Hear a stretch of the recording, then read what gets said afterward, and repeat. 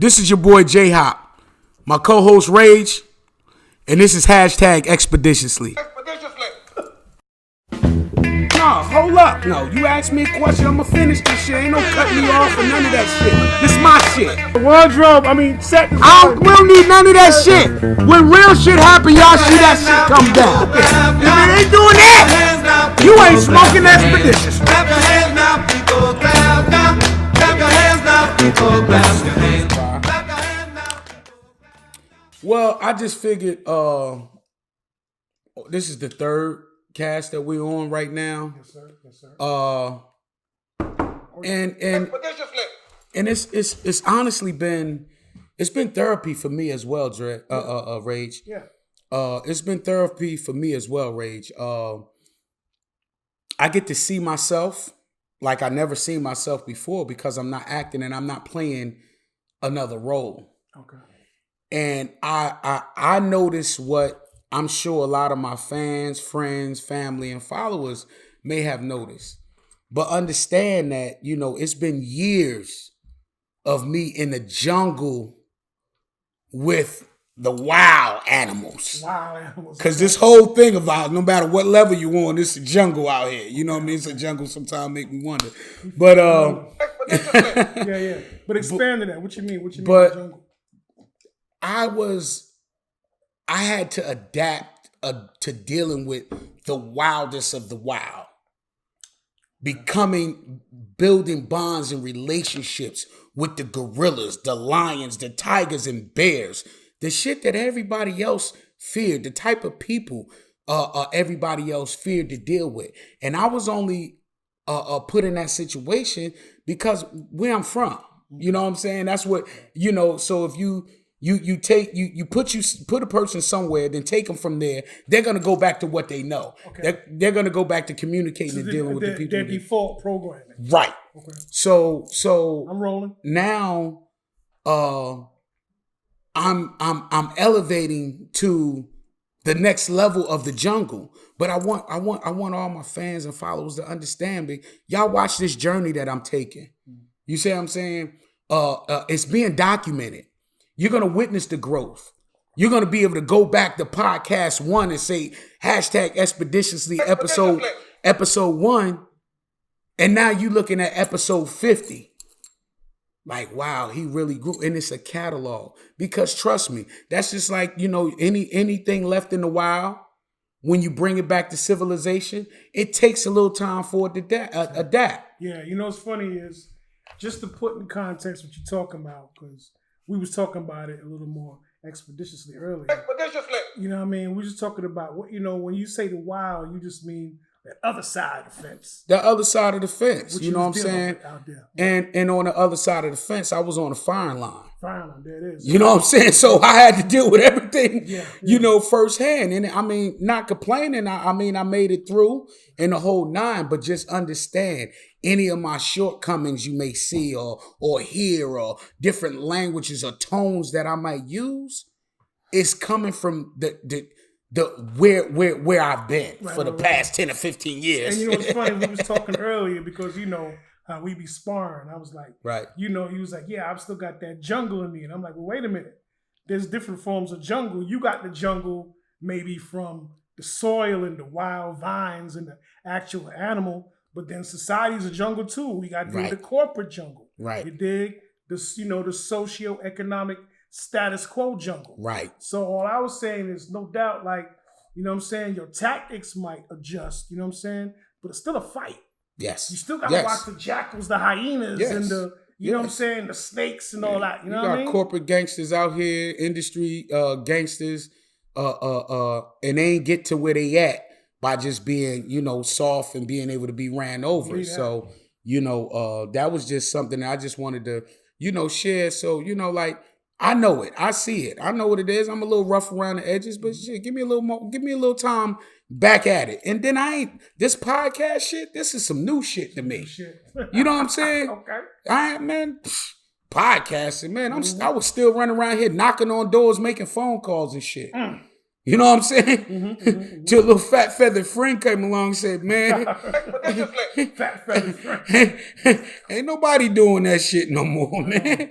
You know? the technology has put a platform in place, different platforms in place for different artists, different actors, just talent, period, to not have to go through the gatekeepers anymore. Right on. You see what I'm saying? The gatekeepers days is over. So, you know, I'm just more so now able to go ahead and like I said, record and have a catalog, not only of the growth, but you can hear my views on different things, not what somebody else edited in an interview. This my shit. You know what I'm saying? This my shit. Okay, this my shit. This my crib. I ain't in nobody's shit. You know what I'm saying? I'm done asking. Ain't no more asking. Y'all gonna holler at me. You know what I'm saying? And it's all gonna be good. You know what I'm saying? But at the end of the day, you know, these platforms that we have now, you know, before you had to get approval from the gatekeeper, and you know when are you gonna drop? When is your movie gonna come out? Are we gonna put you in this? Are we gonna put you in that? Man, shit, you jokers is doing their own thing right now and putting it out. You know, we know Justin Bieber because of YouTube, not because of the record deal he had prior to that. He didn't have a record deal that knew everybody. So even in the music business, you know what I'm saying? You got the artists that's pulling the labels now. Absolutely. Yeah. You know what I'm saying? The days of going shopping your demo tape is over with. And I was still shopping the demo. Yo, you remember me? Let me in. Hey, man, I'm trying to... You know what I'm saying? Yeah, Nah. And that's the first thing, you know, how we built our situation. I was like, yeah, you're right. It's you doing the equivalent of walking around with a cassette tape in your pocket, talking about where's the A&R. You know what I mean? Meanwhile, you got the medium... You sit on a digital empire. I got told dude, I said, yo, you sit on a digital empire. Yeah. You know what I'm saying? You seen all the shit I have. I was like, man, you got all this shit, nigga. You get right to the people, man. You ain't got to call nobody. Go ahead. Let me show you how to do this. I want to thank you, Rage, too, man. Thank you. I want to take a moment out for that, just so y'all acknowledge, because I ain't never on no big me, little you shit. I'm a real cat. You know what I'm saying? From real circumstances and situations. And this brother came into my life, man, and really turned things around and really kind of brought my way of thinking up to 2019. Right on. You know what I'm saying? Because I was still in the 90s and the early 2000s. And technology has changed the game. I'm still calling a cab when everybody else is calling Uber. There that goes. Everything is done from the phone, you know. Man, listen, vice versa, I definitely... But I'm 45 too, so let that be known. There it is.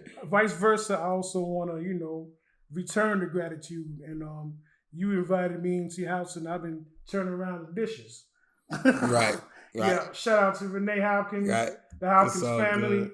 Shout out to wherever y'all shop, man.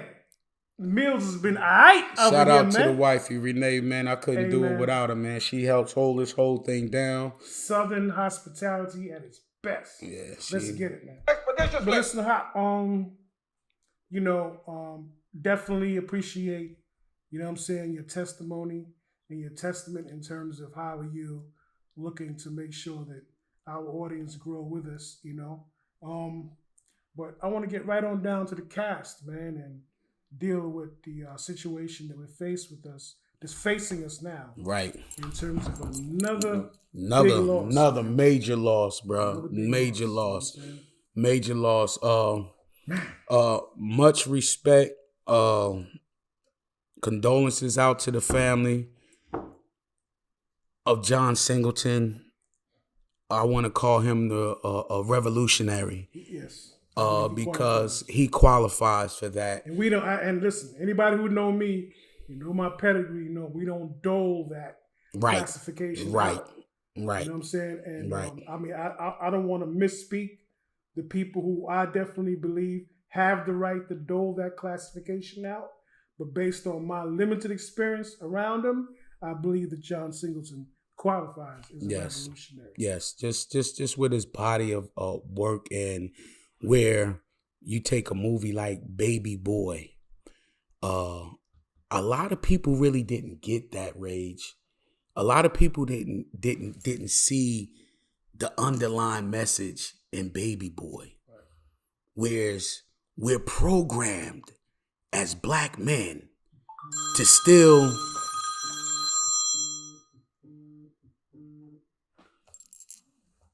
we're programmed as black men to still be in I want to say a childish baby mentality. Absolutely. You see what I'm saying? Yeah. Baby boy, I'm going to the crib. You know what I'm saying? That's mama. Mm-hmm. You know what I'm saying? So that showed us that. That showed us Tyrese character showed us that character that we know. If it ain't some of us, we know somebody that's just like that. 100%. Dropping old girl off, you in her crib. Like, I mean, that's where it's at. And we have been programmed for the women now. Women are more so, black women are more acceptable and easier as far as the job market go. And that was intentionally. Absolutely. You know what I'm saying? That 100%. was intentionally to break it up to for our black queens to feel like you don't need your king. Right. Right. You can get whatever he trying to do for you, you can get it on your own. Just come over here. Absolutely. Absolutely. You know what I'm saying? Yeah. So when it comes to John Singleton, man, like, you know, he really made a mark, and he opened up the door for movies like Juice. Right. You know what I'm saying? I mean, you know, when Boys in the Hood dropped, that was the East Coast. West Coast, yeah. No, that was the East Coast dictionary, basically on how they was doing it on the West Coast. Right. The slangs, the cars they was driving, how they wore their hair, the reason for this, the gang banging. When Boys in the Hood came out, culture. When Boys in the Hood came out, I was in Seth Borden Projects. Okay, we ain't have no gangs back then. That's back in Newark, New Jersey. Y'all remember the lollipops and stuff like that, the avenues and all that? Yeah, we had that, which was basically crews and neighborhoods that just hung together, and that's just what it was. So when Boys in the Hood came out, we learned about Crips, Bloods. I'm in the projects, okay? So if it was going on, it'd have been going on where the fuck I was at. 100%. And it wasn't. Right. Until after we went to the movies, we seen Boys in the Hood. Oh, shit. Then the next thing you know, people from the West Coast, once you got a movie like New Jack City. Yes. And Juice. Yes. Now they're migrating with their, philosophy and lifestyles and stuff on this end, sharing it with us. Absolutely. But those movies open up the doors for all of that. We didn't know what they was doing on the West Coast other than the video, but that movie went into detail. Absolutely. And what's important about that too is what that whole genre of film began to do is it unified what Onyx coined as the USG, the United States Ghetto. Right. You know what I'm saying? Right. The importance of it is that what we saw was that there was a template, there's a model for the creation of a ghetto. You see what I'm saying? Yes. You know what I mean? Like the ghetto was not a happenstance. The type of divestment that our communities suffer from, the redlining, the hard policing, the gentrification. It's a template. Yes. You see what I'm saying? Yes, Rage. So, yes. You feel me? And what John Singleton and them did on purpose is they showed that get away how your cousin talk in Right. West Coast. This is the through line that go through all of our realities. You dig? Yes, And what's really important with that too is especially with Boys in the Hood, you know, when John Singleton made it a point to put that, you know, alpha, strong, leading, responsible black male role educated in the movie. Right. And instead of the typical black fathers that we were used to seeing and the ones that they exploited that wasn't no good. 100%. Yes. You know, so man, blessings to that brother. Big up to John Singleton, man. Seriously, man. So thank you, John. Thank you, man. man. And I wish I was able to work with you one day, but your work lives on. Yeah. So, you know, John, people like John definitely helped to assist in that phenomena, and it was well needed. God knows the shape that we're in due to the quote unquote crack epidemic.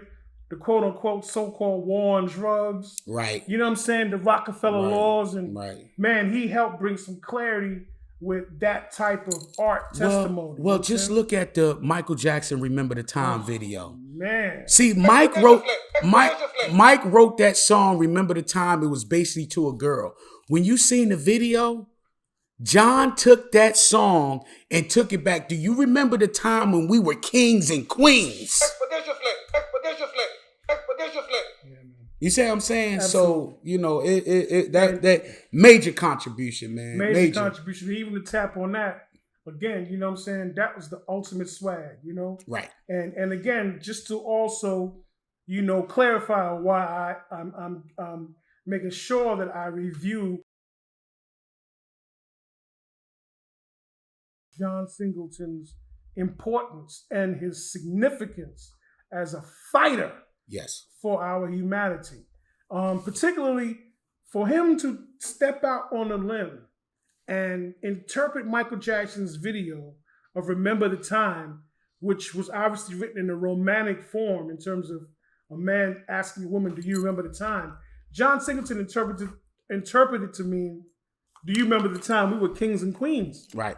He casted Eddie Murphy as Pharaoh, you know, right. The model Imam as his queen. Mm-hmm. The imagery in that video was just so important. The entire Egyptian monarchy, all the Egyptians actually portrayed in their true, you know, African selves. Wasn't Kareem in that too as well? Wasn't he one of the Kareem Abdul-Jabbar? Not Kareem. No. Oh no, it was Magic Johnson. That's Magic Johnson was in there. You know what I'm saying?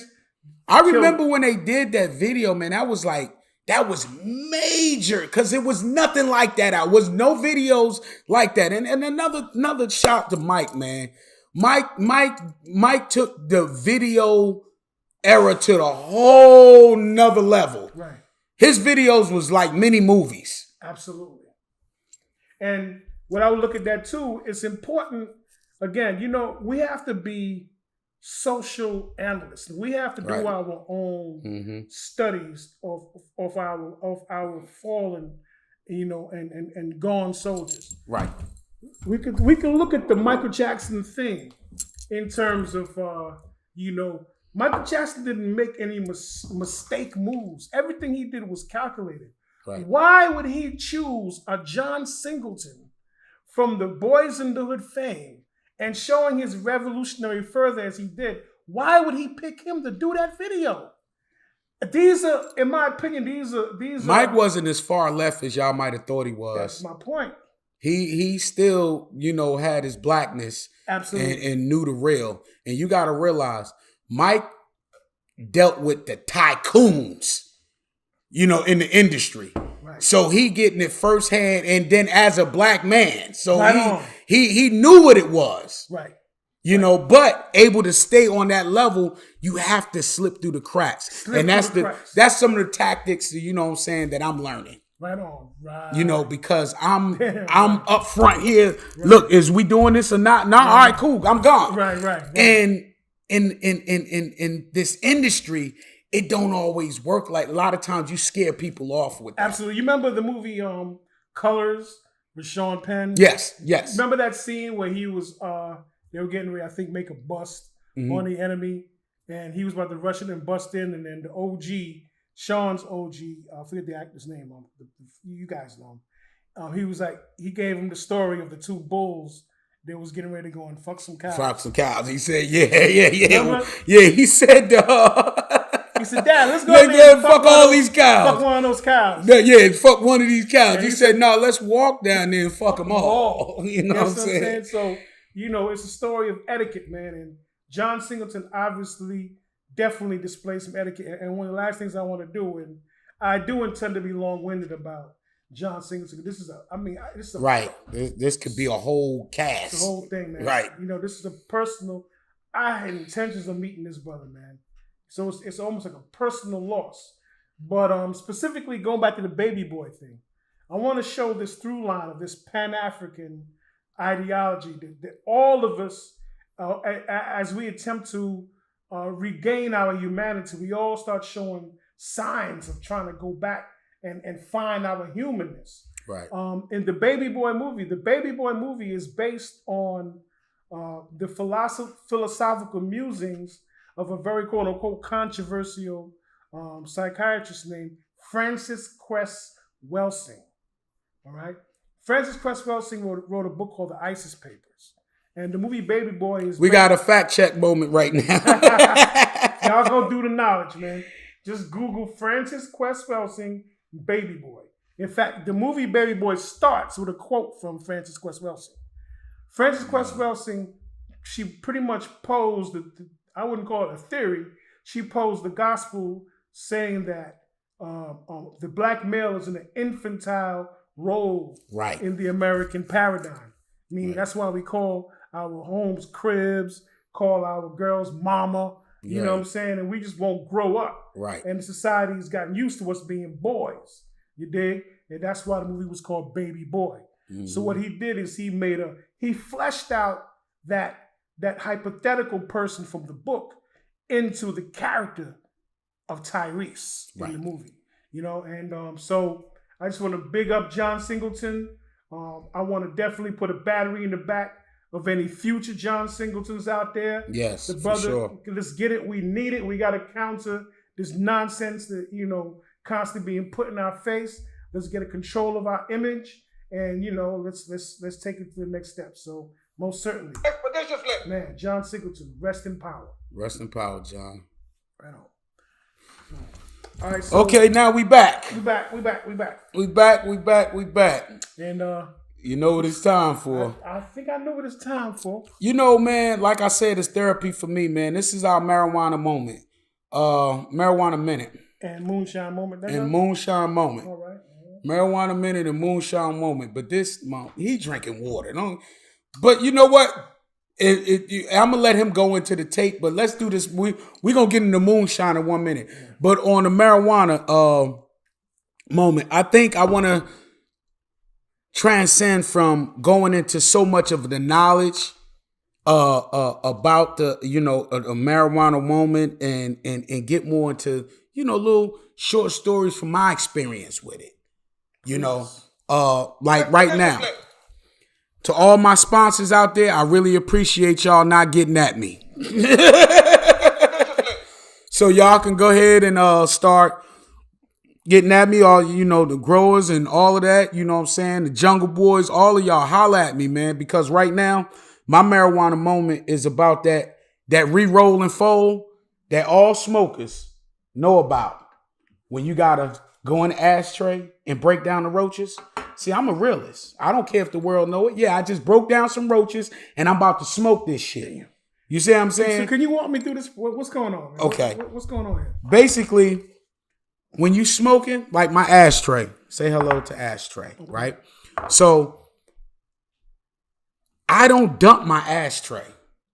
Normally I'm plentiful, right? So I leave my roaches in the ashtray and I leave them a nice size. Because when my son comes by, if his herb is low, he know he can hit my ashtray and he damn near get a quarter out of that motherfucker. You see what I'm saying? And roll up. But what it did was it reminded me, like, you know, all good things may come to an end. Mm-hmm. So I just kept, you know, keep the roaches in there. Mm-hmm.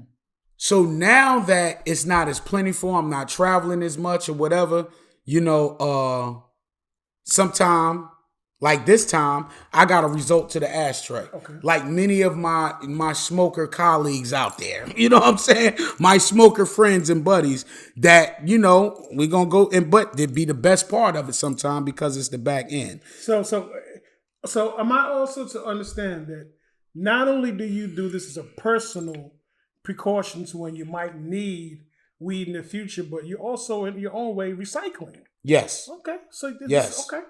Yes. There that goes. I never looked at it like that. Yeah. I ain't rolling up roaches. I'm recycling. Recycling. There. You know, I know my man Rick Ross was like, yeah, still digging in the ashtray, rolling up the roaches. Yeah, smoking the roaches. That's me. Holla at me, Rick. Yeah. Let's fix this. Also, man, mad love, respect, props, and shout out to my boy Fab Five Freddy, man. Y'all really have to check out his documentary, The Grass is Greener. on Netflix, man. It's very, very informative.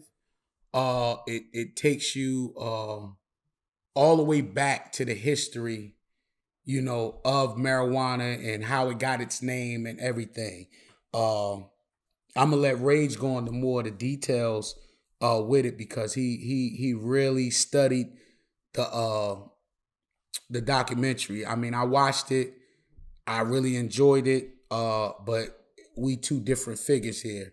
He's a fact checker, so he's looking, he's examining and everything, man. But yeah, man, take it all the way back to Harry J. Anslinger or whatever, man. All right. Yeah. Well, first of all, man, definitely shout out Fab Five Freddy. Excellent work, man. Excellent work. I like to give the review from slightly adjusted points of views. First, as a disclaimer, I don't smoke marijuana, so I don't have any dog in the fight, and I appreciate. I do. Hello. You know what I'm saying? But I do have my own, ideas in politics on freedom, and I know bullshit when I see certain bullshit, and definitely the propaganda surrounding the fight with cannabis and hemp definitely got some more okie doke shit in it. You dig? And I think that Fab Five Freddy did an excellent job in pointing out certain inconsistencies about how the so-called drug has been scheduled and how it's been criminalized. Right. And, make you go crazy, make you want to attack people and all that other bullshit that they had. And particularly the usual go-to is that they always scapegoat somehow returns us into public enemy number one. The black man is going to get the white woman, through the marijuana. It's all type of hype. Right. Yeah, I have our white women being easily to be seduced and all kinds of shit. All that shit, and that was easily seduced. That was always the go-to back in the days when you wanted to get your boogeyman on, Right. The black man's going to get prized. He's going to get access to our white woman. Go back to that. But definitely him showing how it came from jazz and right. Showing all that was beautiful. Louisiana and all of that. That was beautiful. In terms of the cinematography and the mood, I definitely want to shout out Salaam Remy. Right. Salam did his thing. Man. He did his thing. The mood. I see how they did the intro music and all of that. And you see how like they had the art with it associated. Right. Like it was on the old record. Yeah. We did the same thing with Juice. See? Damn, that's deep. Right. So that's the through line. All the credits was rolling, like a record is spinning, and then you see Omar Epps, and then the record spinning, you see Tupac Shakur. That's deep. You know what I'm saying? They had my name in there somewhere too, I think. Right on. So I definitely want to shout out the production was beautiful. The mood was nice. You know what I'm saying? Information was definitely insightful. Be Real did his thing. And the interviews was dope. Shout out to my boy Be Real, man. Word up, man. For sure. Definitely. So, but on another level, I definitely would like to see a little more discourse take place on, where there could be examples of when you are actually abusing marijuana, because anything could be abused. You know what I'm saying? Everything in moderation, including moderation. So, at the same time as we begin to remove the bullshit legal stigma, we still do have to have some form of responsibility, in my opinion. Yes. And just in terms of, what role it plays in the culture, when is it applicable, where is it not applicable, the etiquette and all that. Because, what I'm saying, I get it, 420 all day, let's throw it up, let's party, but at the same time, the revolutionary in me always is concerned that at the end of the day, while we're always trying to fix what what the ops is doing against us, what we gonna do when we actually in control of ourselves? Right. You dig? So let's just say we was on some new, Hip Hop USA, and we got our own government. Well, no doubt weed is gonna be legal, but how is it gonna be handled? Right. How old should you be before you see what I'm saying? These are responsible questions that I think the discussion needs to go ahead and begin to segue to, now that we're revealing the other bullshit. So, man, definitely I'd like you to take it away. Well, I want to go into the legalization part because I'm one that bears all the charges that's on my record, except for one, was all marijuana related. Interesting. All marijuana. Everything led from marijuana. And now you're legalizing it. But I was deemed a criminal. You know what I'm saying? For something that now you're trying to make even quadruple the amount of money that you thought I was trying to make off of. Correct. You see what I'm saying? Correct. So where do we go with that? Right. If we legalize it now, like now it's legal, what do we do about the people that, all the people that in jail or serve time for it? I was like watching a documentary. A guy spent 6 years for not even a joint in jail. Like, come on. You know what I'm saying? Marijuana is not society's problem. If anything, it's healer. You see what I'm saying? And that's why it's been medically now, because the science behind it, scientists done got behind it now. So now, medical wise, you can't buy a Tylenol that's not official. Right, understand. So what happens when you get the medical laws in there, it kind of controls it. Because these scientists aren't just scientists overnight. Mm-hmm. They did a lot of study and a lot of work to get to the level that they're at. They're not going to come with no bullshit. Right. You know what I'm saying? Just like you a fact check. You like facts. You deal with facts. You see what I'm saying? Excuse me. Things are more highly regulated. So, when it comes to that, how it's legal, how they legalize it, whether it's going to be recreational or medical, right, or this, that, and the other. The classification, which right, is what I wanted to touch on. The key word being regulations. At one point in time, moonshine was right. Right. It was illegal. Right. Moonshine was the marijuana of, its day and time. But that's water, so it is water, yeah. But obviously, what I'm saying? So I was asking him, will weed go the way of moonshine, or will moonshine, what is it that makes something illegal versus legal?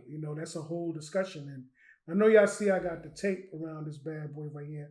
That's because we got an unveiling coming soon. Not right now, though. Not right now. No, we don't do it right now. Everything in its time. Everything in its time. You know what I'm saying? But y'all gonna see what's really good with this situation. Man. I mean? I got something real nice for y'all, man. And one thing, being on in the MC culture, man. Just in the community, the motorcycle community, man. Like, that's what we do, and I want to say,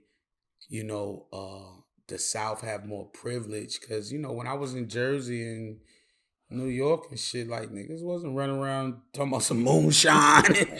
Yo, man, I got a jar of moonshine. Like, maybe your uncle that came up from down south, he got, a old milk gallon that looked like he got water in it. And he tell you don't mess with it, but it wasn't nothing that just was like accessible like that, right, like it is here. And it's really the wave, and marijuana is going the same direction. As soon as the laws go in place, I've been hearing a lot of states is just, if they not legal, they trying to figure out how they can be legal. And it's interesting. I wanted to take a cue from something you said earlier in terms of your struggle with the state regarding your case.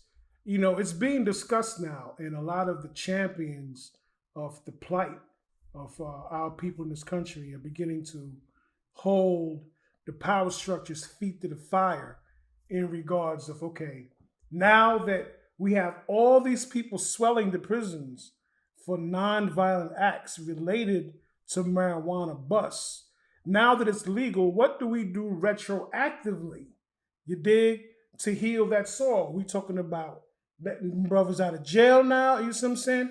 What's happening? Giving them their money back that you took. Hello? weed. You know Do I get that back now that y'all legalizing shit? Mm-hmm. You know what I mean? Y'all took a lot of money from me. Right. You know, a lot got to do with why, you know, the position I was in or whatever, man. Right. But like, man, you know, y'all plan on giving that back now that it's legal? I mean, do you plan on clearing all of that off of brother's record? Words. Or Clemency or something? right. Do we have to wear that for the rest of our life now that it's legal? But to me, it just make y'all look stupid, and everybody that has something to say, you know, oh man, he done blew it, or he got a career and he doing this, that, and the other. Nigga, I'm before my time, man. That's what it is. I was ahead of the game. I seen the writing on the wall. You know what I mean? I seen how many people behind closed doors smoke weed and then get in public and act like they just 100% goody two shoes, especially in front of their kids. Not I. There they go. You know, so, but at the end of the day, like Rage said, I want to touch back on that. Everything we do, we have to do responsibly. You know, and I'm not here promoting, you know, no kind of drug abuse, you know, no kind of alcohol, you know, abuse or whatever, because you have people that's really out there, Rage, that's really struggling, and it's a battle for them. You know, and I know some people that's like that.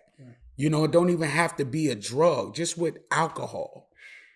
You know, it could be a vice, man. Crutch, you know what I'm saying? Right. So, you know, I definitely don't want, you know, viewers, the public, anybody feel like, you know, I'm promoting that. No. What I promote is if you're going to have a good time, do it responsibly. You know, and if you want to have a real good time, do it with some of these J-Hop products. There it is. Snoop Dogg, I need you, baby. I'm over here rolling roaches, baby. I need, hey, Martha Stewart, holla at ya, boy. Oh, man. Yeah. So on that note, man, I guess we can go ahead and sign on out, man, and get ready for episode 4. Let's do it, man, because I'm ready to smoke. I don't like to do too much while I'm podcasting until I get this shit all the way down packed, but I'm about to blow my brains out, Rage. So we're going to wrap it up, man. I'm your boy, J-Hop. This is my co-host, Rage, and this is Expeditiously.